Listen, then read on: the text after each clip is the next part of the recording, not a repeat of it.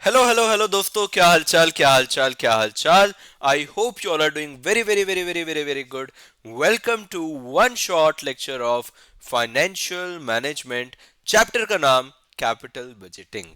तो capital budgeting एक बहुत ही ज्यादा इंपॉर्टेंट चैप्टर, और आज अपन इसको करने वाले हैं खत्म। इसके के सारे बच्चों जो मेजर टॉपिक्स हैं, दैट मीन्स एनपीवी, पे बैक पीरियड, एआरआर और पीआई यानी कि प्रॉफिटेबिलिटी इंडेक्स, ये मैं आपको आज की क्लास में कराने वाला हूँ। पे बैक पीरियड के जितने वर्जन होते हैं वो भी मैं कराऊंगा। एआरआर यानी कि रेट ऑफ रिटर्न के जितने होते हैं वो भी कराऊंगा। नेट प्रेजेंट वैल्यू के भी बेसिक क्वेश्चन सारे कराऊंगा। और प्रॉफिटेबिलिटी इंडेक्स के भी बच्चों मैं आपके क्वेश्चंस करा दूंगा। किसके क्वेश्चन करा दूंगा बेटा? प्रॉफिटेबिलिटी इंडेक्स के भी मैं आपको क्वेश्चंस करा दूंगा। क्या ये बात क्लियर हुई बच्चा पार्टी? तो ये सारा आज का टॉपिक रहेगा। अगर मैं आपको इस चैप्टर का इंपॉर्टेंस बताऊं तो बच्चों, जून 25 में, जी हाँ, इस अटेम्प्ट के पहले जून 25 में ये 15 मार्क्स का क्वेश्चन आया था। 15 मार्क्स का क्वेश्चन आया था बच्चों। 15 से 20 मार्क्स था, 15 से 20 मार्क्स का क्वेश्चन सिर्फ इसी पर्टिकुलर चैप्टर का था। तो आप समझ जाइए कि ये बहुत ही ज्यादा इंपॉर्टेंट टॉपिक है। इस चैप्टर का नाम है बच्चों कैपिटल बजटिंग।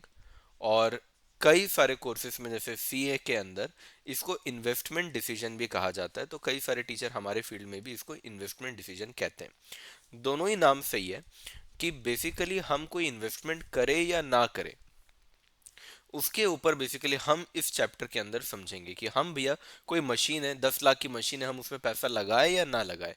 हमको कोई बिल्डिंग खरीदनी है 1 करोड़ की, क्या हम खरीदे या ना खरीदे। हमारे पास दो अलग अलग प्रोजेक्ट है, दो अलग अलग प्रोजेक्ट, हम किसको चूज करें। तो ऐसे पैसे लगाने वाले सारे डिसीजन अपन इस चैप्टर के अंदर लेते हैं। ज्यादा बातें नहीं करूंगा, सीधा मेन टॉपिक पे आएंगे अपन बच्चों, विच इज योर टेक्निक। सारी बातें फालतू हैं। मेन जो टॉपिक है बच्चों वो है यहाँ पे टेक्निक्स। कौन कौन से टेक्निक्स है बच्चों, यहाँ पे कौन कौन से टेक्निक्स हैं? तो एक है बेटा यहाँ पे ट्रेडिशनल टेक्निक, और एक है बेटा यहाँ पे मॉडर्न टेक्निक। एक है बेटा ट्रेडिशनल टेक्निक और एक है बेटा मॉडर्न टेक्निक। ट्रेडिशनल टेक्निक का मतलब क्या होता है? वैसा टेक्निक जो कि कंसिडर नहीं करता टाइम वैल्यू ऑफ मनी को। Does not consider time value of money. Does not consider time value of money. अब टाइम वैल्यू ऑफ मनी क्या होता है बेटा? इसके लिए वन शॉट ऑलरेडी डला हुआ है, उस वन शॉट को देख लीजिए। टाइम वैल्यू ऑफ मनी क्या होता है, उस वन शॉट को जरूर देख लीजिए ताकि आपको अच्छे से क्लियर हो जाए। आसान शब्दों में लेकिन अगर मैं यहाँ पे बोलूँ जिससे हमारा काम बन जाए, वो ये है कि over the period money loses value. Over the period money loses value. यानी आज अगर आपको 10,000 रुपए दूंगा मैं, तो उसकी वैल्यू 10,000 ही होगी। लेकिन आज से 1 साल बाद अगर मैं आपको 10,000 दूंगा तो उसकी वैल्यू 10,000 नहीं होगी, 10,000 से घट जाएगी। अगर मैं आपको 2 साल बाद 10,000 दूंगा तो 2 साल बाद उसकी वैल्यू और कम हो जाएगी। उसकी वैल्यू क्या हो जाएगी बेटा? और कम हो जाएगी। That is why time value of money कहीं ना कहीं बहुत बड़ा रोल प्ले करता है, क्योंकि जैसे जैसे टाइम जाता रहेगा वैसे वैसे उसकी वैल्यू क्या होगी बेटा? कम होते रहेगी। उसकी वैल्यू क्या होते रहेगी बेटा? कम होते रहेगी। तो ये जो टाइम वैल्यू ऑफ मनी का कंसेप्ट है, ये बच्चों ट्रेडिशनल टॉपिक में कंसिडर नहीं किया जाता। और यहाँ पे दो कंसेप्ट हम लोग को पढ़ने हैं। एक है आपका पीबीपी यानी कि पे बैक पीरियड, और दूसरा है आपका एआरआर जिसको हम आरओआर भी कहते हैं। मॉडर्न टेक्निक का मतलब हुआ बच्चों which considers time value of money. Which considers time value of money. जो टाइम वैल्यू ऑफ मनी को कंसिडर करता है उसे अपन क्या बोलते हैं? Modern technique. इसके अंदर जनरली बच्चों नेट प्रेजेंट वैल्यू और प्रॉफिटेबिलिटी इंडेक्स दोनों को रखा जाता है। और भी टॉपिक्स आते हैं जैसे आईआरआर वगैरह, लेकिन उसको आज अपन यहाँ पे कवर नहीं करने वाले। ठीक है बच्चों, जो इंपॉर्टेंट टॉपिक्स हैं 3 4 उसको मैं यहाँ पे आज कवर कराने वाला हूँ। Got it? इसी से अभी तक आज तक जितने क्वेश्चन आए हैं वो इसी से आए हैं, क्योंकि चलिए अब एक एक करके बात करते हैं। सबसे पहले बात कर लेते हैं अपन पे बैक पीरियड की। किसके बारे में बात करेंगे बेटा? पे बैक पीरियड की। सर क्या आपकी स्पीड ऐसी रहेगी? यस बेटा, मेरी स्पीड पूरे लेक्चर में ऐसी रहेगी। हल्का सा अपन फास्ट जाएंगे क्योंकि ये वन शॉट है, गोली की तरह चलेगी। ठीक है? क्या कोई पहली बार जो देख रहा है क्या वो भी देख सकता है? ऑब्वियसली आपको समझ पूरा ही आएगा, पर मैं इधर उधर की कोई भी बातें नहीं करूंगा। पे बैक पीरियड यानी the time taken to get the investment back, इसलिए नाम क्या है, पे बैक। आपने पे किया, आपने जो पे किया वही तो आपका इन्वेस्टमेंट है बेटा। आपने जो पे किया वही तो आपका इन्वेस्टमेंट है। तो आपका इन्वेस्टमेंट, जो आपने पैसा लगाया, आपने जो पे किया, वो बैक कब तक आएगा, उसका टाइम पीरियड। टाइम को ही क्या बोलते हैं बेटा, पीरियड। तो कितना टाइम लगेगा मेरे पैसे को मेरे पास वापस आने में, उसको यहाँ पे कैलकुलेट करते हैं। पे बैक पीरियड के अंदर बच्चों दो सिनेरियो हो सकता है। सबसे पहले या तो यहाँ पे यूनिफॉर्म कैश फ्लो होगा, या तो यहाँ पे क्या होगा बेटा, यूनिफॉर्म कैश फ्लो होगा। यूनिफॉर्म कैश फ्लो का मतलब होता है every year same cash flow. Every year same cash flow यानी हर साल आपका अगर same amount of cash flow अगर आपको आ रहा है तो उसको बोलते हैं every year same cash flow, यानी यूनिफॉर्म कैश फ्लो। तो यहाँ पे जो फॉर्मूला रहेगा बच्चों वो रहेगा investment divided by cash flow. Investment divided by cash flow यानी यूनिफॉर्म कैश फ्लो। तो इससे आपका पे बैक पीरियड आ जाएगा, जो कि लॉजिकल भी है, जो कि लॉजिकल भी है। अगर बेटा मैं आपको बोलूं, अगर बेटा मैं आपको बोलूं कि एक मशीन है, एक मशीन है जिसमें मैंने इन्वेस्टमेंट 1 लाख रुपए का किया है, एक मशीन है जिसमें मैंने इन्वेस्टमेंट 1 लाख रुपए का किया है, और हर साल वो मुझे कैश फ्लो ला कर देगा। हर साल वो मुझे कैश फ्लो यानी कि पैसा ला कर देगा। मान लेते 20,000, मान लेते वो हर साल मुझे 20,000 रुपये ला कर देगा। तो आप ही मुझे बता दो बच्चों कि कितने साल में पैसा आ जाएगा। फिर अगर आपने 1 लाख लगाया है, अगर फिर आपने 1 लाख लगाया और हर साल अगर 20,000 आएगा, तो 5 साल के अंदर अंदर, फिर ये तो बच्चा भी बता सकता है कि 5 साल के अंदर अंदर आपका पूरा का पूरा पैसा क्या हो जाएगा बेटा, वसूल हो जाएगा। पूरा का पूरा पैसा क्या हो जाएगा बेटा, वसूल हो जाएगा। दूसरा क्या है बेटा, different cash flow. Different cash flow यानी हर साल अमाउंट अलग है, हर साल अमाउंट अलग है। इसके लिए जो फॉर्मूला है बेटा वो है E plus B by C. E plus B by C. E का मतलब है बेटा ईयर बिफोर रिकवरी। जैसे मान लीजिए आपने 1 लाख रुपए लगाए और 1 लाख चौथे साल में हमको मिल गया, थोड़ा थोड़ा करके हमारा चौथे साल में पैसा हमको मिल गया। तो उसके 1 साल पहले, तो थर्ड ईयर हमारा क्या होगा बेटा, ई। थर्ड ईयर हमारा क्या होगा बेटा, ई। अच्छा, बी का मतलब क्या है, balance to be recovered. Balance to be recovered in year. E वाले साल के हिसाब अंदर देखेंगे अपन, और कितना पैसा हमको लेना है, क्योंकि रिकवरी तो उसके बाद वाले साल में हो रहा है। ई वाले साल में रिकवरी नहीं हो रहा है, रिकवरी ईयर तो उसके बाद वाला है। तो अभी और कितना पैसा लाना बाकी है। और सी का मतलब है बेटा cash flow during recovery year. और हमने रिकवरी के दिन पे कितना कैश हमने लाया, हमको कितनी कमाई हुई रिकवरी के साल, हमको कितनी कमाई हुई बेटा रिकवरी के साल। ये हमारा हो जाएगा सी। ये बेटा हमारा हो जाएगा सी। क्लियर हुआ। मैं आपको एक छोटा सा एग्जांपल करा के दिखाता हूँ, आपको तभी क्लियर होगा। जैसे मान लीजिए मैंने एक मशीन में इन्वेस्टमेंट किया, मैंने एक मशीन में इन्वेस्टमेंट किया, लेट से 1 लाख रुपीस का। मैंने बेटा एक मशीन में इन्वेस्टमेंट किया, मान लीजिए 1 लाख रुपीस का। अब हर साल उसमें अलग अलग कैश फ्लो आ रहे हैं, हर साल उसमें अलग अलग कैश फ्लो आ रहे हैं, ईयर 1 2 3 4 5। मान लीजिए पहले साल 40,000 आया, अगले साल 30,000 आया, उसके बाद वाले साल 20,000 आया, फिर 40,000 आया, फिर 50,000 आया। अब अगर मुझे ये पता करना है कि मेरा कितना पीरियड लगा, तो मेरे को कैसे पता चलेगा, हर साल सेम तो नहीं है। तो मैं ना पहले तो टोटल करके देखूंगा कि धीरे धीरे कितना आ रहा है। सीसीएफ का मतलब होता है बेटा क्यूमुलेटिव कैश फ्लो, यानी अगर जोड़ते जाऊं तो मुझे कितना मिलते जा रहा है हर साल। पहले साल 40,000, दूसरे साल 30,000 मिल गया, यानी 40 + 30,000, 40 + 30,000, मुझे कितना मिल गया, 70,000। ये कैसे आया बेटा, फर्स्ट ईयर और सेकेंड ईयर का कैश फ्लो ऐड करके। फर्स्ट ईयर और सेकेंड ईयर का कैश फ्लो ऐड करके। फिर 70,000 2 साल का है, तीसरे साल में 20,000 और आ रहा है, तो 90,000। ये मैंने क्या किया, तीनों साल को जोड़ दिया। 40 और 30 मिला के 70,000 हो रहा था, तीसरे साल का भी अगर जोड़ दोगे तो क्या हो जाएगा, 90,000। फिर 40,000 और जोड़ दो तो 1,30,000। फिर 50,000 और जोड़ दो 1,80,000। इस तरीके से चलेगा। इससे मुझे एक बात समझ में आ गई कि 1 लाख रुपए ना ये बीच में कहीं पे आया होगा, ये तीसरे और चौथे साल के बीच में कहीं आया होगा बेटा। क्योंकि तीसरे साल में मुझे 90,000 ही आया था, तीसरे साल में मुझे 90,000 ही आया था, चौथे साल में 1,30,000 आ गया, ज्यादा आ गया। तो एग्जैक्ट 1 लाख ना बीच में कहीं कवर हुआ होगा, एग्जैक्ट 1 लाख ना बीच में कहीं पे निकल गया होगा मेरा। तो मैं कहूंगा यार 3 साल तो लगे ही लगे।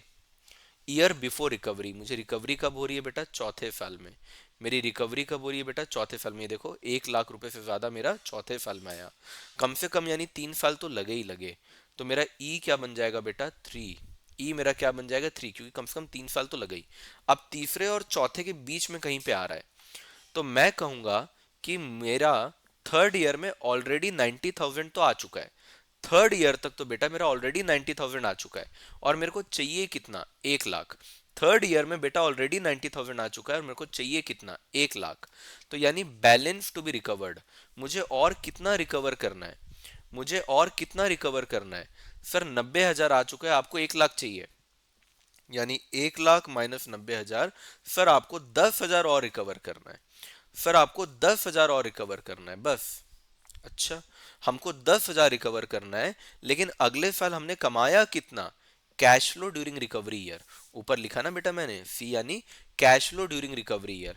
तो रिकवरी वाले साल में मेरा कैश फ्लो कितना है, रिकवरी वाले साल में मेरा कैश फ्लो कितना है, 40,000। बेटा मेरे को चाहिए 10,000, लेकिन अगले साल आया कितना है, 40,000। मेरे को चाहिए 10,000, लेकिन अगले साल आया कितना है, 40,000। तो अब आपका पे बैक पीरियड निकल के आ जाएगा। सिंपल सा फॉर्मूला आपको यूज करना है, E plus B by C. E plus B by C, तो ई आपका 3, क्योंकि 3 साल तो लगेंगे ही कम से कम, क्योंकि 3 साल में तो 90,000 ही आया है, और 4 साल में 1,30,000 आ गया, यानी बीच में कहीं पे आपका पूरा रिटर्न आया होगा। तो 3 प्लस बी, बी कितना है बेटा, 10,000। सी कितना है बेटा, 40,000। तो ये हो जाएगा बेटा 3.25 ईयर्स। ये हो जाएगा बेटा 3.25 ईयर्स। क्लियर हुआ सभी को, डन। तो इस तरीके से आपको आंसर निकालना रहेगा।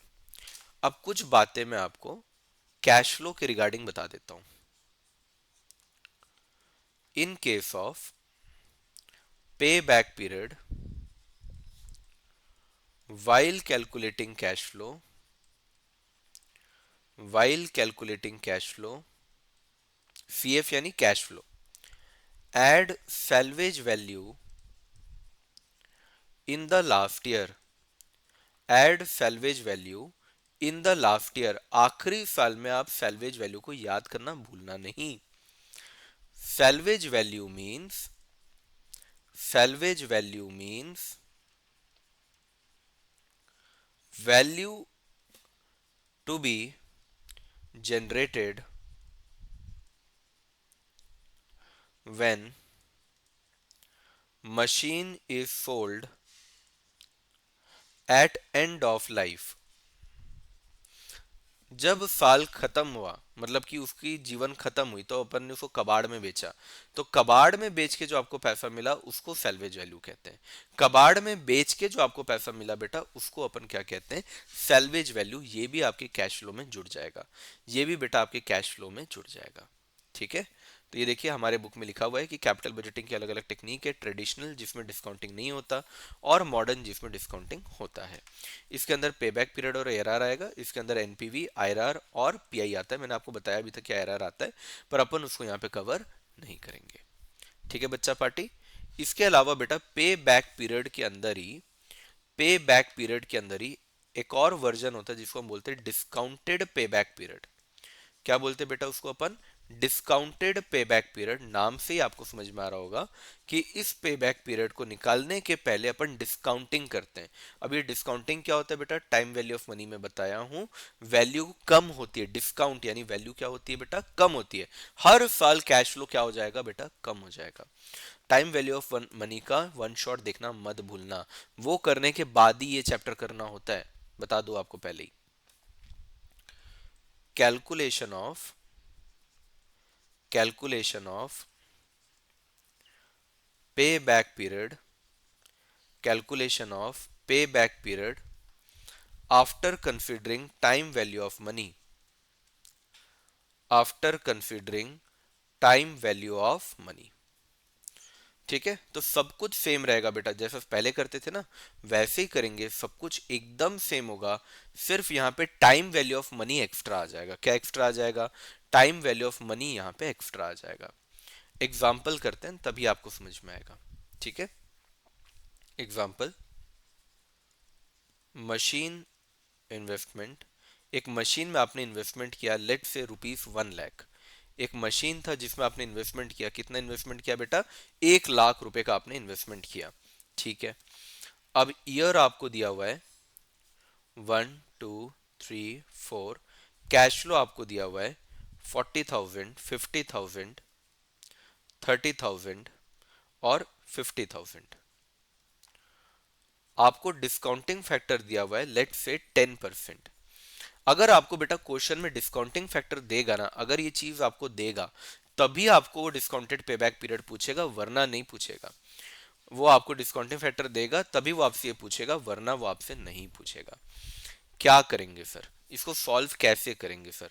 बेटा बिल्कुल सेम कॉपी पेस्ट तरीका।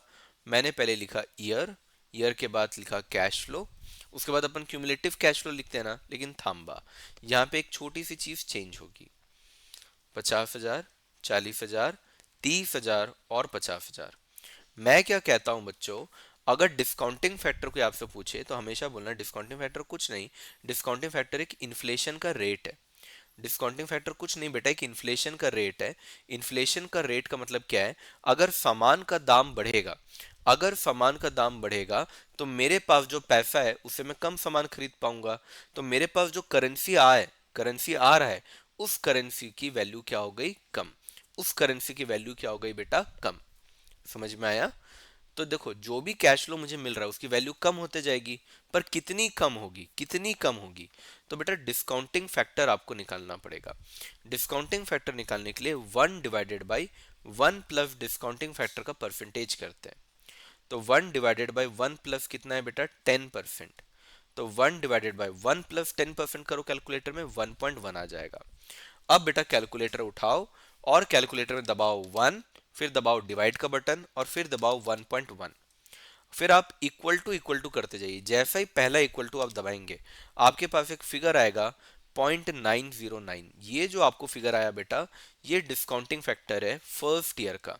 यानी 1 रुपए की वैल्यू, 1 रुपए की वैल्यू 10% से अगर कम कर दी जाए, 10% से अगर घटाई जाए तो उसकी वैल्यू 0.909 हो जाती है।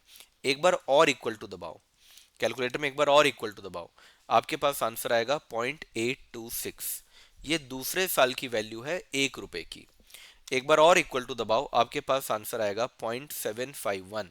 ये तीसरे साल की वैल्यू है। और एक बार और इक्वल टू दबाओ, आपके पास आएगा 0.683। ये चौथे साल की वैल्यू है। यानी 1 रुपए की वैल्यू कुछ इस तरीके से लगातार घट रही है। अब आप प्रेजेंट वैल्यू, पीवी यानी बेटा क्या है? Present value. मैं यहाँ पे लिख भी देता हूँ। सीएफ का मतलब है कैश फ्लो, डीएफ का मतलब है डिस्काउंटिंग फैक्टर, डीएफ का मतलब है डिस्काउंटिंग फैक्टर, और पीवी का मतलब है प्रेजेंट वैल्यू, और पीवी का मतलब है प्रेजेंट वैल्यू। ठीक है। तो 50,000 इंटू 0.909, ये हो जाएगा 45450। अगला 40,000 इंटू 0.826, ये हो जाएगा 33,040। 30,000 इंटू 0.751, ये हो जाएगा 22,530। फिर 50,000 इंटू 0.683, ये हो जाएगा 34150। अब इन सबको ऐड कर देते, 45450, 33040। तो अब यहाँ पे सीसीएफ निकालते हैं अपन। पहला तो वही रहेगा 45450, फिर उसमें 33,040 मिला दो तो ये हो जाएगा 78490। फिर उसमें 22,540 मिला दो तो ये हो जाएगा 1,01,030। और फिर उसमें 34150 मिला दो तो ये हो जाएगा 1,35,180। यानी हम लोग 4 साल में 1,35,180 कमा रहे हैं। हमको ये पता करना है, हमको बेटा ये पता करना है कि हमारा पूरा जो इन्वेस्टमेंट था वो कितने समय में वापस आ चुका है। तो अगर आप देखेंगे तो बेटा हमारा इन्वेस्टमेंट 1 लाख रुपए का है। हमारा जो इन्वेस्टमेंट है बेटा वो 1 लाख रुपए का है। एग्जैक्ट 1 लाख तो कहीं नहीं आ रहा है, लेकिन आप देख सकते हैं कि ये तीसरे साल से थोड़े पहले रिकवर हो गया होगा, क्योंकि तीसरे साल में हमारे पास 1,01,130 आ रहा है। हमको इतना पैसा नहीं चाहिए, उससे थोड़ा कम चाहिए। तो 3 साल से पहले का टाइम लगा होगा, 3 साल से थोड़ा कम टाइम लगा होगा। तो मेरा रिकवरी वाला ईयर कौन सा है बेटा? मेरा रिकवरी वाला ईयर है, यानी जब मेरे पास पूरा पैसा आ गया, वो वाला ईयर है मेरा थर्ड, तो उसके पहले वाला बन जाएगा मेरा ई। तो मेरा ई क्या हो जाएगा 2। इसको आप लॉजिकली भी समझ सकते हैं कि तीसरे साल में मेरा पूरा पैसा आ रहा है, मतलब पूरे पैसे से ज्यादा आ रहा है, तो एग्जैक्ट पैसा मेरा दूसरे साल और कुछ महीने लगे होंगे। अच्छा, बैलेंस कितना बचा होगा? सर आपको चाहिए पूरा 1 लाख, लेकिन दूसरे साल में रिकवर कितना हुआ है? 78,490, यानी और कितना रिकवर बाकी है? और कितना रिकवर करना बाकी है सर? तो सर 21,510 रुपए रिकवर करना बाकी है। अगले साल हमने कितना कमा लिया? अगले साल हमने कितना कमा लिया? 22,530। अगले साल हमने कितना कमा लिया? 22,530। बेटा सी मैंने आपको क्या लिखाया था? Cash flow on the year of recovery, recovery वाले साल का कैश फ्लो, रिकवरी वाले साल का कैश फ्लो। अब फॉर्मूला लिख दो, ई प्लस बी बाई सी। ई हमारा 2 है, बी हमारा 21510 है, और सी हमारा 22530 है। जब आप इसको कैलकुलेट करेंगे तो आंसर आ जाएगा 95। तो आंसर हो जाएगा बेटा 2.95 ईयर्स। आंसर हो जाएगा बेटा 2.95 years. Is this clear everyone? I hope it is very much clear, I hope it is very very very much clear. चलिए अब अपन थोड़ा सा आगे बढ़ते हैं, बुक के भी कुछ क्वेश्चंस को देख लेते हैं अपन। ये देखिए इलस्ट्रेशन नंबर 3, इलस्ट्रेशन 1 और 2 तो बहुत ही इजी है, और 1 वाला गलत भी है। इलस्ट्रेशन 1 अगर आप बनाएंगे तो वो रॉन्ग है, उसको मत ही बनाइएगा, आपका आंसर कभी मैच नहीं होगा इंस्टीट्यूट ने, क्योंकि वैल्यू जो ली हुई है वो गलत ली हुई है। प्रोजेक्ट का कॉस्ट 1,60,000, इसका है 2 लाख। मैं एक बनाऊंगा, दूसरा आप कर लीजिएगा। मैं एक्स बना लेता हूँ, ठीक है, बिकॉज आई लव एक्स। ठीक है, एस्टिमेटेड स्क्रैप 16,000। फर्स्ट ईयर 20,000 का कैश फ्लो आ रहा है, फिर 30,000 का आ रहा है, फिर 50,000, 50,000, 40,000, 30,000, 10,000, और आपको बताना है पे बैक पीरियड कैलकुलेट करके, और कौन से प्रोजेक्ट को अपन चूज करें। तो ऑब्वियसली लोअर पे back period is better, lower पे बैक पीरियड इज बेटर। ये तो लॉजिक ही है ना, आप खुद ही सोच के देखिए। मैं आपको आज पैसा दूंगा अच्छा लगेगा कि 1 साल बाद पैसा दूंगा अच्छा लगेगा? बताइए, आप खुद ही बताइए। सर ऑब्वियस ही बात है सर, आप आज के आज पैसा दोगे तो हमको अच्छा लगेगा, हम तो बोलते दे ही दो। ठीक है, तो जितना टाइम पहले मिल जाएगा आपको आपका पैसा उतना अच्छा है। अच्छा, सैल्वेज वैल्यू आपको क्वेश्चन में दिया है, और सैल्वेज वैल्यू की ट्रीटमेंट मैंने आपको दी हुई है। सैल्वेज वैल्यू बोलो, स्क्रैप बोलो, उसका मतलब होता है बेसिकली कबाड़। तो जो कबाड़ होता है बेटा, उसके साथ अपन क्या करते हैं? लास्ट ईयर में इसको ऐड करते हैं। लास्ट ईयर यानी ये जो लास्ट ईयर में आपका 10,000 है, इसमें 16,000 और ऐड हो जाएगा, क्योंकि आपने उस मशीन को कबाड़ में बेचा। तो आखिरी साल का जो कैश फ्लो होगा वो कितना हो जाएगा बेटा? 26,000। कितना हो जाएगा बेटा? 26,000। आइए अब इस क्वेश्चन को यहाँ पे सॉल्व कर लेते हैं अपन। Solution, calculation of PBP, calculation of PBP for machine X, for machine X. तो मशीन एक्स के लिए अपन पे बैक पीरियड यहाँ पे कैलकुलेट कर रहे हैं। तो क्या करेंगे बेटा? ईयर ले लेंगे, कैश फ्लो दिया हुआ है वो ले लेंगे, और फिर क्योंकि डिस्काउंटिंग फैक्टर वगैरह तो दिया नहीं है ना, इट इज नॉर्मल पे बैक पीरियड। डिस्काउंटिंग फैक्टर देगा जब आपको डिस्काउंटेड पे बैक पीरियड निकालना होगा। तो यहाँ पे नॉर्मल आप क्यूमुलेटिव कर लीजिए, CCF यानी क्यूमुलेटिव कैश फ्लो। तो ईयर तो यहाँ पे बहुत सारे दिए हुए हैं, 7 तक ईयर्स दिए हुए हैं आपको। तो 1, 2, 3, 4, 5, 6, 7, बहुत सारा टाइम दिया हुआ है। आखिरी वाला कैश फ्लो तो मुझे याद है कि 26,000 है, बाकी का लिख लेते हैं देख के। 20, 30, पहले वाले का 20,000, अगले वाले का 30,000, उसके अगले वाले का 50, 50, 40, 30, 50, 50, 40, 30, 50,000, 50,000, 40,000, 30,000। और हमारे इन्वेस्टमेंट का अमाउंट क्या है, ज़रा ये भी तो देखें, ये भी तो बहुत ज़रूरी है।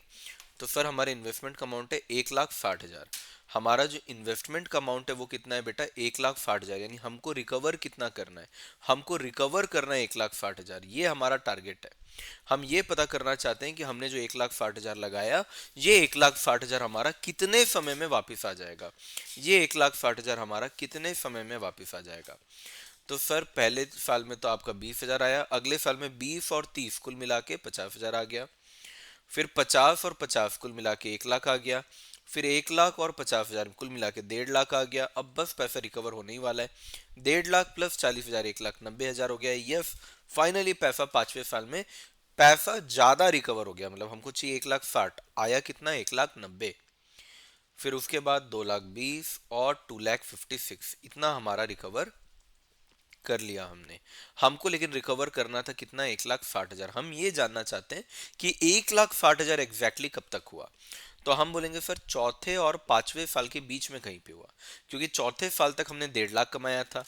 चौथे साल तक हम लोगों ने 1.5 लाख कमाया था। बैलेंस बचा हुआ था, बी फॉर बैलेंस, बैलेंस बचा हुआ था 10,000। सर हमको चाहिए था 1,60,000 और हमने चौथे साल में 1.5 लाख कमा लिया था, यानी 10,000 और हमको कमाना बाकी था। अगले साल मालूम हमने कितना कमा लिया, अगले साल हमने लेकिन कमा लिया 40,000। अगले साल हमने कमा लिया कितना, 40,000। तो फॉर्मूला बन जाएगा पे बैक पीरियड का बेटा। ई कहाँ से आया आपको मालूम है, ईयर बिफोर रिकवरी। हमारा पूरा पैसा 5वें साल में आ रहा है, तो उसके पहले वाला साल, चौथा साल हमारा ई। तो ई प्लस बी बाई सी। यहाँ पे ई हमारा 4 है, बी हमारा 10,000 है, सी एफ हमारा 40,000 है। तो ये अगर आप कैलकुलेट करेंगे बच्चा पार्टी, तो आंसर आ जाएगा 4.25 ईयर्स।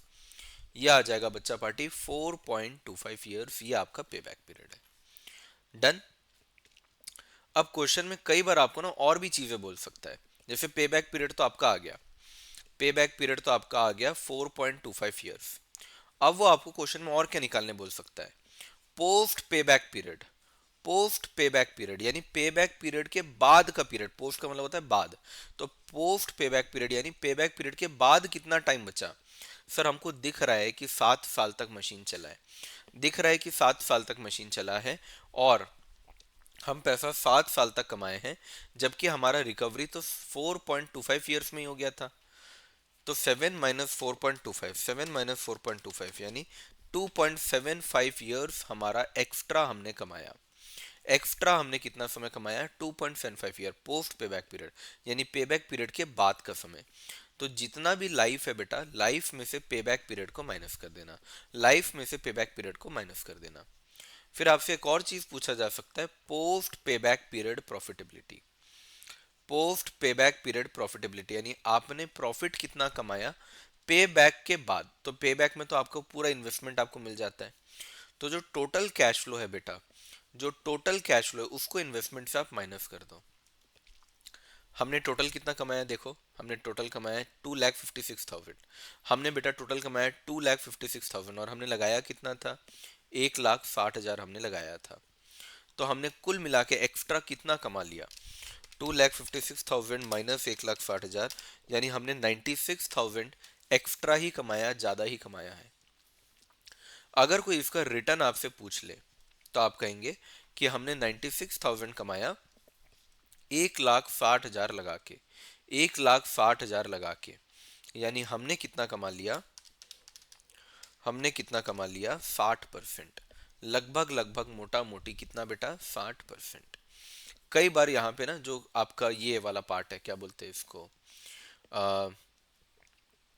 कहाँ गया, सैल्वेज वैल्यू। सैल्वेज वैल्यू का ट्रीटमेंट कई बार इंस्टीट्यूट ठीक से करती है, कई बार ठीक से नहीं करती, वो एक अलग चीज़ है। बट मोटा मोटी यही आपका आंसर आना चाहिए। ठीक है, इनका 2,46,000 आ रहा है। हमने कुछ गलत कर दिया क्या, अच्छा अच्छा हमने गलत कर दिया, एक सेकेंड। 2,20,000 प्लस 26, 2,46,000 होगा। ठीक है, पे बैक पीरियड तो हमारा सही है 4.25 ईयर्स, उनका भी उतना ही आंसर आ रहा है। ये भी हमारा सेम है, बस यहाँ पे हमारा डिफरेंस आएगा, 2,46,000 होगा, तो इसको आप सुधार ले।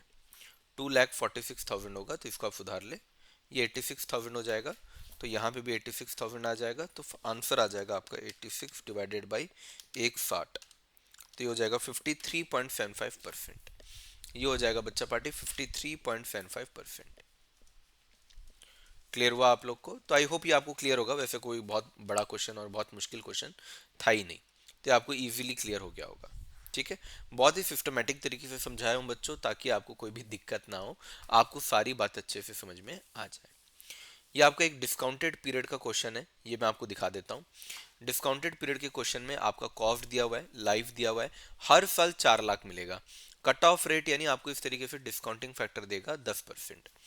तो पहले तो आपको ये निकाल लेना है। अब आप कैश फ्लो को इससे इंटू करेंगे तो आपके पास क्या आ जाएगा बेटा, प्रेजेंट वैल्यू। क्या आ जाएगा बेटा, प्रेजेंट वैल्यू। अब प्रेजेंट वैल्यू को आप क्या करेंगे बेटा, क्यूमुलेट कर लेंगे। क्यूमुलेट करना मतलब टोटल कर लेना। अब आपने टोटल करके ये निकाला, और उसके बाद हमने जो E प्लस बी बाई सी वाला फॉर्मूला लगाया था, वही फॉर्मूला लगा के आपको आंसर लाना है। तो डिस्काउंटेड पेबैक पीरियड बेटा एक बार मैंने करा दिया है, बिल्कुल सेम उसी तरीके से इस क्वेश्चन को बनाया जाएगा। एक बार आप बस ट्राई कीजिएगा, डेफिनेटली डेफिनेटली आपसे बन जाएगा, कोई दिक्कत आ ही नहीं सकती।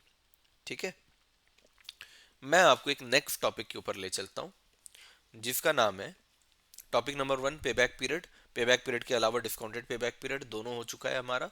अब टॉपिक नंबर 3 में चलते हैं अपन, जिसका नाम है ARR या ROR। ARR का मतलब है average rate of return. ARR का मतलब है बेटा एवरेज रेट ऑफ रिटर्न, ये शब्द भी इस्तेमाल किया जाता है, एवरेज रेट ऑफ रिटर्न। और ROR यानी रेट ऑफ रिटर्न, ये शब्द का भी इस्तेमाल किया जाता है। तो दोनों शब्दों का इस्तेमाल होता है। ठीक है, अब इसका फॉर्मूला बहुत सिंपल है।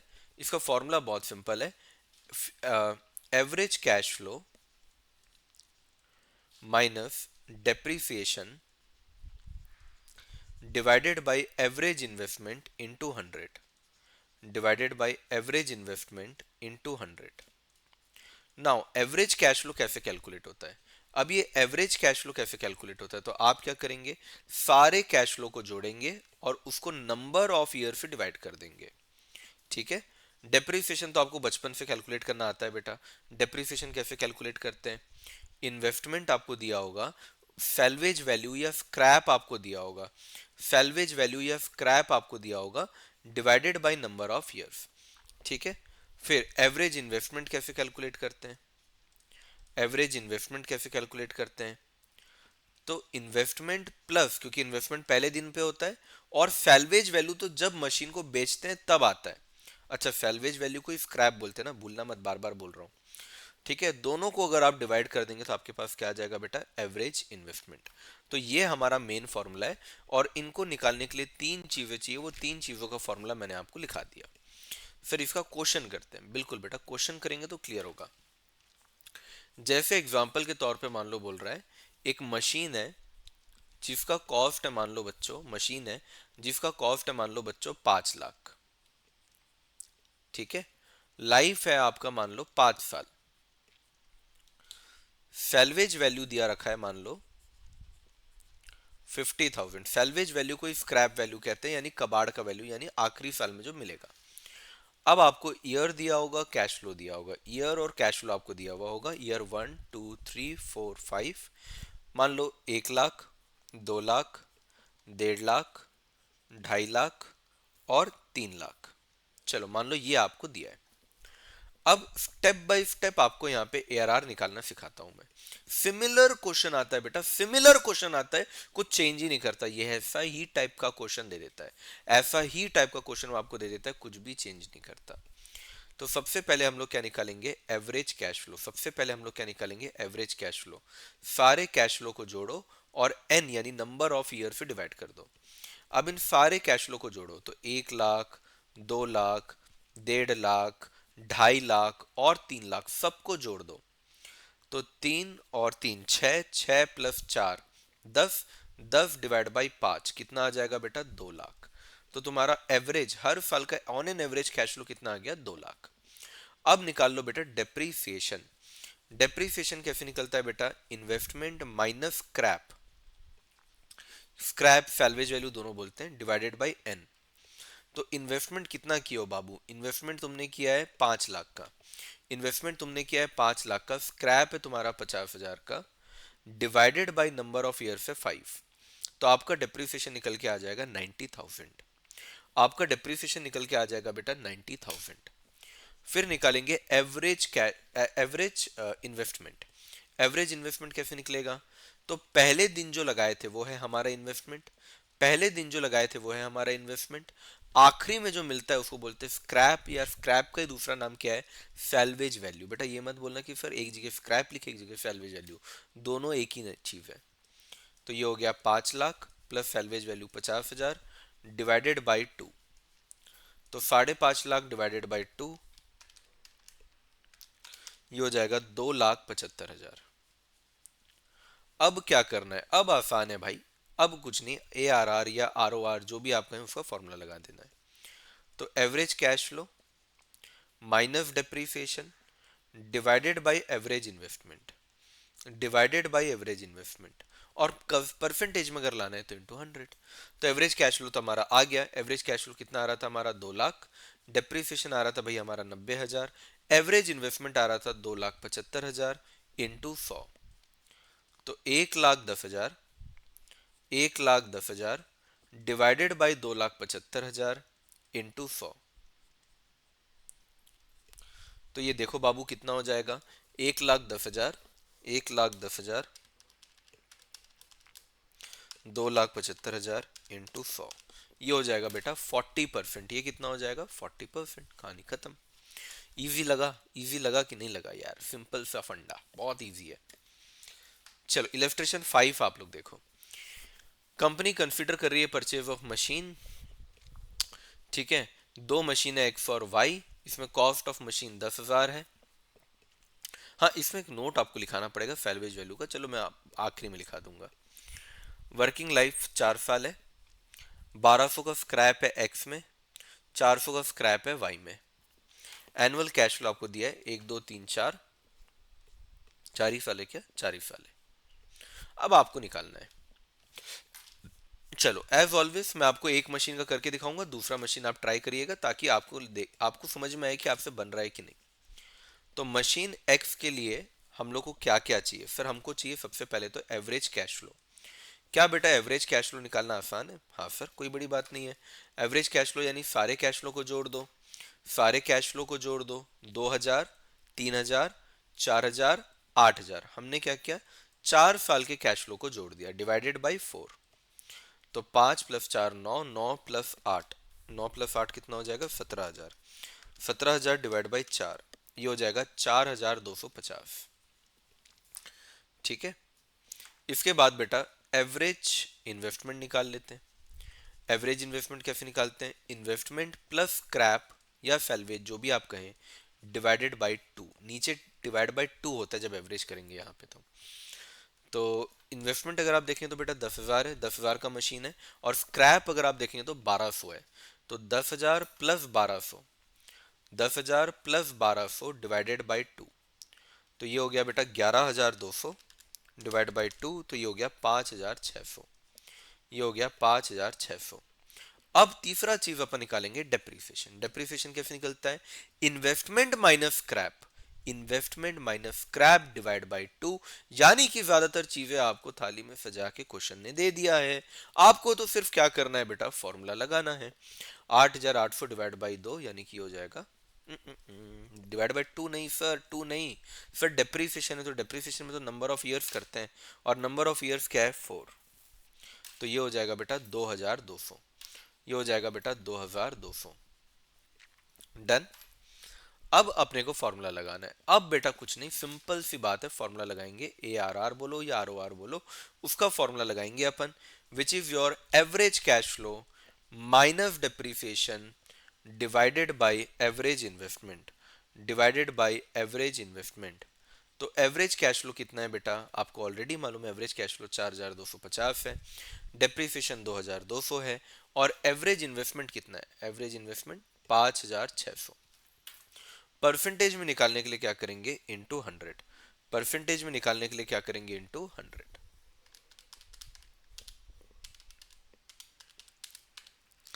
ये आ रहा है बेटा 36.67 या 61%, 36.61%। डन, एक बार मैच कर लेते हैं। यस बिल्कुल सेम। डन, बिल्कुल इसी तरीके से आपको मशीन बी को भी निकालना है। किसको निकालेंगे आप, मशीन बी को। चलिए इसके बाद अपन आ जाते हैं एनपीवी के ऊपर, जो हमारा एक तरीके से बहुत ही इंपॉर्टेंट टॉपिक है। तो टॉपिक नंबर 4 आप लिख दीजिए बेटा, एनपीवी, नेट प्रेजेंट वैल्यू। आसान टॉपिक है, चिंता नहीं करना है, टॉपिक आसान है, इजीली बन जाता है। Net present value, if NPV is positive, if NPV is positive, we will accept the project, we will accept the project if it is negative, if it is negative, we will reject the project. We will reject the project. We will reject the project. Cash flow considered in this, cash flow considered in NPV लिख लो, in NPV is CFAT. CFAT का मतलब क्या है? Cash flow after tax. Cash flow after tax. इसका मतलब है आप including depreciation, यानी डेप्रीसिएशन इसके अंदर मिला होना चाहिए. टैक्स कटेगा but including depreciation. But including depreciation, depreciation मत हटाना. डेप्रीसिएशन मत हटाना लेकिन टैक्स हटा देना. कैश फ्लो में से बेटा डेप्रीसिएशन मत हटाना लेकिन टैक्स हटा देना. डेप्रीसिएशन ऐड होगा, टैक्स नहीं ऐड होगा. क्या ये बात क्लियर हुई? टैक्स गयो, टैक्स गयो और डेप्रीसिएशन आयो.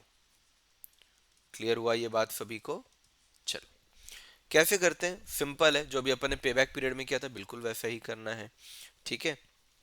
एनपीवी के क्वेश्चन दो प्रकार के होते हैं. या तो स्ट्रेट आपको एक ही मशीन देगा. अगर बेटा एक ही मशीन दिया है तो ऐसे केस में अगर वो पॉजिटिव है तो एक्सेप्ट कर लो जैसे मैंने ऊपर लिखा. और अगर आंसर एनपीवी का नेगेटिव आ रहा है तो उसको क्या कर दो? रिजेक्ट. पर अगर मोर देन वन मशीन है, पर अगर बेटा मोर देन वन मशीन है तो फिर जो भी हाईएस्ट एनपीवी होगा उसको अपन एक्सेप्ट करेंगे. जो भी हाईएस्ट एनपीवी होगा बेटा उसको अपन एक्सेप्ट करेंगे. क्या ये बात क्लियर हो गई? चलिए इसके अलावा मैं आपको एक एग्जांपल ही देता हूँ. एग्जांपल से ही समझ में आता है जनरली एनपीवी. एग्जांपल, मशीन का कॉस्ट ले लीजिए आप. मशीन का कॉस्ट ले लीजिए आप 1 लाख रुपए. सैल्वेज वैल्यू या स्क्रैप वैल्यू आप ले लीजिए 10,000 रुपए. सैल्वेज क्या है बेटा? कबाड़ का पैसा. तो कबाड़ का पैसा हमेशा याद रखना एंड में ही ऐड होता है, एंड में ही ऐड होता है. ठीक है. इसके अलावा ईयर और कैश फ्लो मान लीजिए आपको दिया है ईयर 1 2 3. कैश फ्लो आपको दिया है मान लो 40,000, 70,000, 30,000. ठीक है. डिस्काउंटिंग फैक्टर आपको देगा ही देगा, ऑब्वियसली बात है. एनपीवी का मतलब ही बेटे मॉडर्न टेक्निक में आ गए. मॉडर्न टेक्निक में हमेशा टाइम वैल्यू ऑफ मनी रहेगा ही रहेगा. मॉडर्न वैल्यू में हमेशा टाइम वैल्यू ऑफ मनी यानी कि डिस्काउंट करना रहेगा ही रहेगा. ठीक है. आपको कैलकुलेट करना है एनपीवी. चलो मैं आपको पीआई भी इसी क्वेश्चन में सिखा दूंगा. ठीक है. चलो पीआई क्या होता है लिखाऊंगा पर इसी क्वेश्चन में आपको सॉल्व करके दिखाता हूं. सबसे पहले आप हेडिंग देंगे calculation of net present value. Calculation of net present value. Format याद रखना, ईयर आता है, कैश फ्लो आता है, डिस्काउंटिंग फैक्टर जितना दिया है उसके हिसाब से डिस्काउंटिंग फैक्टर आप निकालते हैं, फिर आप प्रेजेंट वैल्यू निकालते हैं. ठीक है. फिर क्यूमुलेटिव नहीं करते? नहीं बेटा इसमें क्यूमुलेटिव नहीं करते. ईयर 1 2 3, 40,000, 70,000, 30,000, 40,000, 70,000, 30,000. अब डिस्काउंटिंग फैक्टर मेरे को 12% का निकालना है तो कैसे निकालूंगा? 1/1 प्लस 12%. तो ये हो गया 1/1.12. अब आप equal to equal to equal to दबाइए, आंसर अपने आप आ जाएगा. 1/1.12. पहला इक्वल टू पहले साल के लिए, पहला इक्वल टू पहले साल के लिए, दूसरा इक्वल टू दूसरे साल के लिए और तीसरा इक्वल टू तीसरे साल के लिए 0.711. अब 40,000 को इंटू कर दीजिए 0.893 से तो ये हो जाएगा 35720. 35720. फिर 70,000 को इंटू कर दीजिए 0.797 से तो ये हो जाएगा बेटा 55,790. और तीसरे साल में याद रखिएगा बेटा क्वेश्चन में स्क्रैप भी दिया है. क्वेश्चन में स्क्रैप भी दिया है तो ये जो स्क्रैप होता है वो मैंने आपको क्या बोला था, हमेशा लास्ट ईयर में ऐड होता है. हमेशा बेटा लास्ट ईयर में ऐड होगा. तो 30,000 प्लस 10,000 कितना हो गया? 40,000. 40,000 इंटू 0.711 तो ये हो जाएगा बेटा 28,440. तो हमने टोटल कमाया कितना? 35720 प्लस 55790 प्लस 28,440. तो ये हो गया 1,19,950. ये हमारी कमाई है. ये हमारी बेटा कमाई है. इसको बोलते हैं अपन present value cash inflow. PV यानी प्रेजेंट वैल्यू कैश इनफ्लो, इतना हमारे पास आया है. अब बेटा एनपीवी कैसे निकालते हैं? अब देखो फॉर्मूला क्या है मैं सीधा बताता ना, मजा नहीं आता। अब देखो, प्रेजेंट वैल्यू कैश आउटफ्लो यानी जितना आपके जेब से गया, माइनस कर दो प्रेजेंट वैल्यू कैश इनफ्लो यानी आपके जेब में जितना आया। जितना आपके जेब में से गया, सॉरी सॉरी सॉरी सॉरी, इसको ऐसे कर देते हैं वरना आंसर नेगेटिव हो जाएगा। जितना आपके जेब में आया माइनस जितना आपके जेब से गया, ऐसा कर देते हैं वरना अदरवाइज फालतू आंसर नेगेटिव ही आएगा। तो इनफ्लो मेरा कितना हुआ बेटा, मेरे जेब में आया कितना, 1,19,950, और मेरे जेब से गया कितना है बेटा, 1 लाख।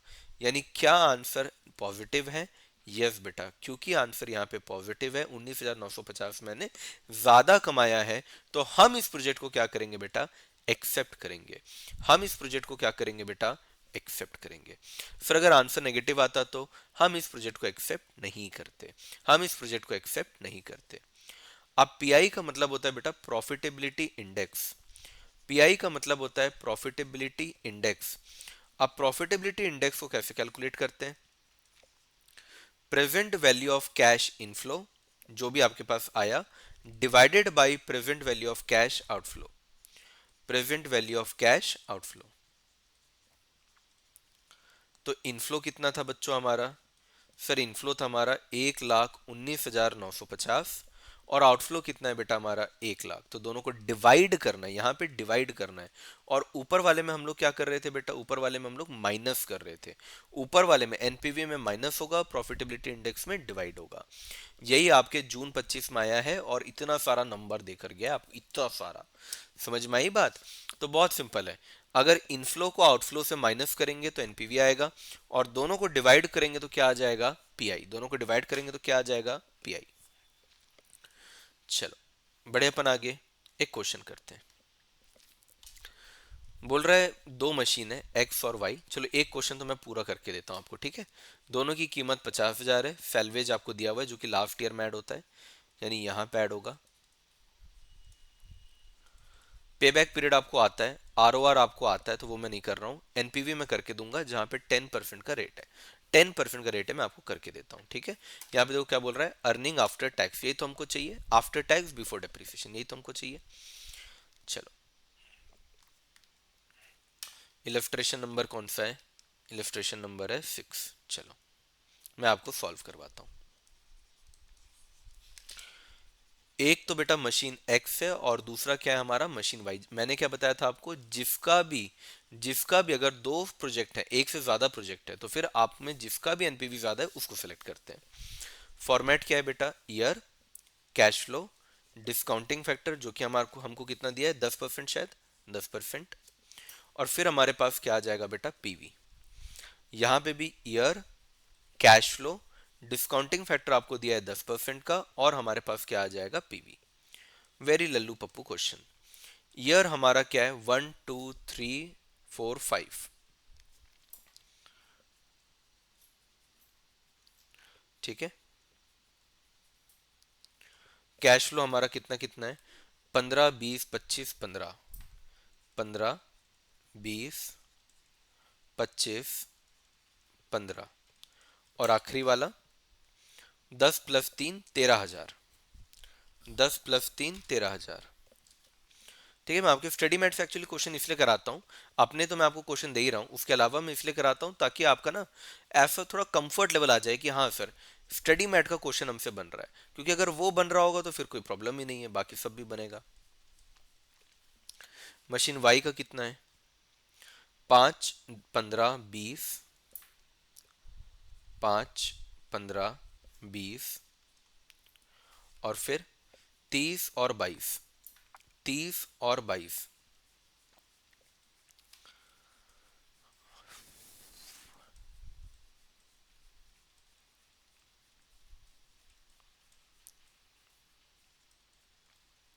चलो कैलकुलेट करते हैं, 15,000 इंटू 0.909, ये हो जाएगा 13,635। फिर 20,000 इंटू 0.826, ये हो जाएगा 16,520। फिर 25,000 इंटू 0.751, ये हो जाएगा 18,775। फिर 15,000 इंटू 0.683, ये हो जाएगा 10,245। फिर 13,000 इंटू 0.62, ये हो जाएगा 8060। अब आप इसका टोटल कर दीजिए।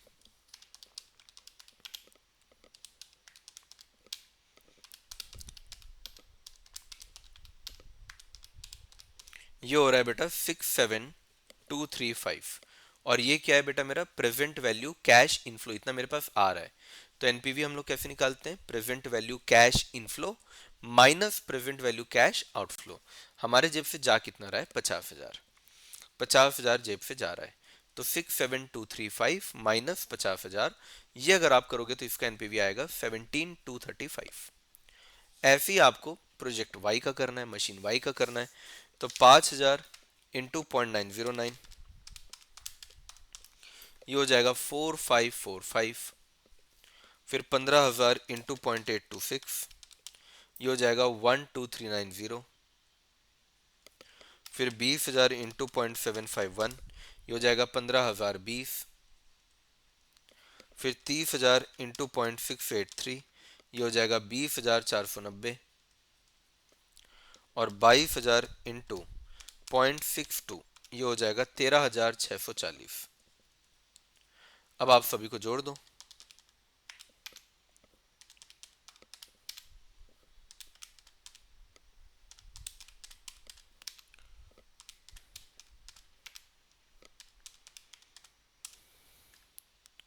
66085, ये आपका प्रेजेंट वैल्यू कैश इनफ्लो आया। अब आपको एनपीवी निकालने का तरीका अच्छे से पता ही है, 66085। इसमें से आप माइनस कर दीजिए 50,000 जो कि हमारा कैश आउटफ्लो है, तो 16,085 आपका आंसर आएगा। और अगर ये आंसर अगर अपन देखें तो हायर इज बेटर होता है, यानी कि हायर इज बेटर के हिसाब से अगर हम देखें तो ये बेटर है। कौन सा बेटर है, मशीन एक्स। इसका आंसर लिखा था क्या मैंने,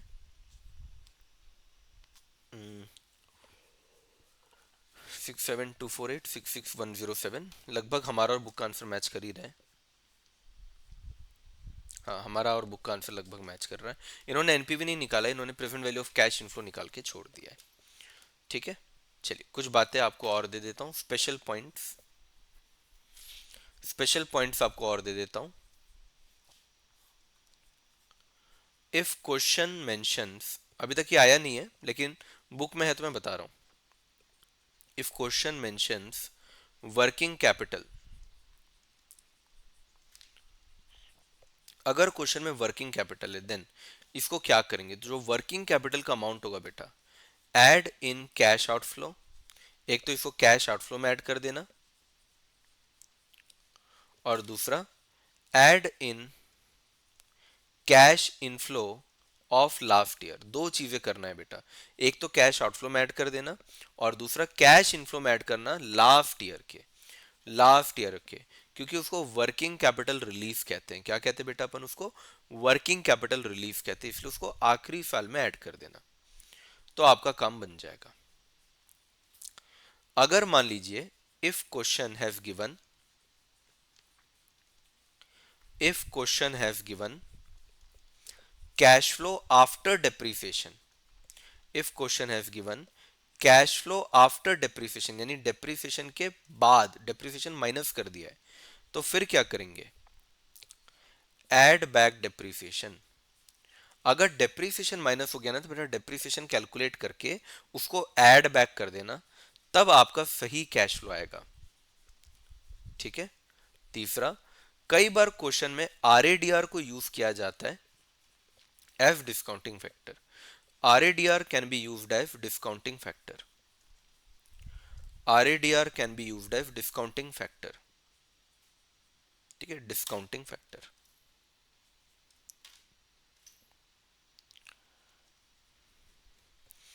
आरएडीआर क्या होता है बेटा, आरएडीआर का मतलब होता है रिस्क एडजस्टेड डिस्काउंट रेट, तो नाम में इसकी डिस्काउंटिंग है, रिस्क एडजस्टेड डिस्काउंट रेट। तो कई बार क्वेश्चन में आपको आरएडीआर दिया रहता है, तो आरएडीआर को यूज कर लेना as a discounting factor. RADR को निकालना पड़ता है, आरएडीआर का फॉर्मूला बहुत सिंपल सा है, target return plus risk premium. Target return plus risk premium या रिस्क फ्री रेट ऐसा करके आपको देगा। दो रेट आपको दिए होंगे, दोनों को प्लस कर देना, आपके पास क्या आ जाएगा बेटा, आरएडीआर। तो आरएडीआर अगर क्वेश्चन में दिया है तो आरएडीआर को यूज कर लेना, उसको वो बना देना अपना डिस्काउंटिंग फैक्टर। ठीक है। चौथा, in case of profitability index, in case of profitability index,